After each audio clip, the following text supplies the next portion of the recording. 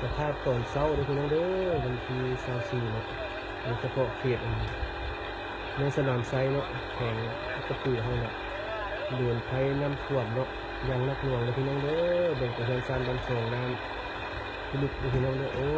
ยปีนี้ละพิลึกพิลั่นขนาดเบิ่งนี่กันเด้อพี่น้องเด้อสภาพน้ำโอ้ยเทือนซันบันสองตัวเมฆกระสุนเฮ็ดเลยเอ้ยบันไม่มันหันยาวมาจากจุดตรงบาเพราะว่าจุดตรงบาข้างนี้ยี่หลาดก็สิอยู่จุดเดียวกันหมดเพราะว่า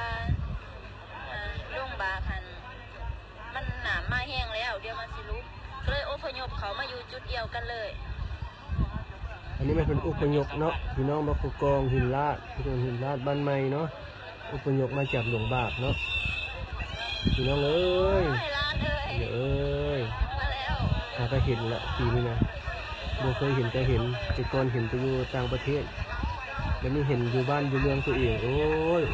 เป็นชาติได้เอ้ยพี่น้องอุปยคพี่น้องเนาะอันนี้จากหมู่บ้าน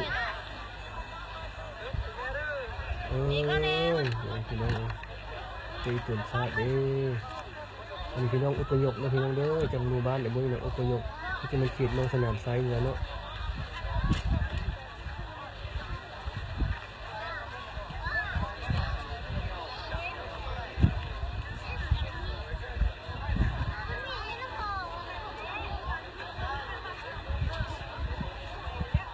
เกิดมาจังน้อยเป็นจนใหญ่พอได้เห็นอยู่แล้วเป็นจังไงเนี่ย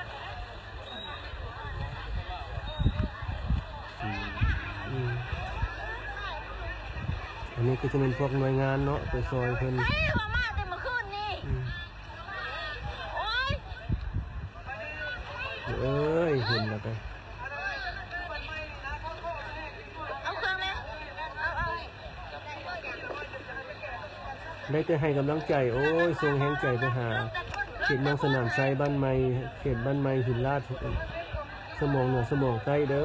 อไปคนละ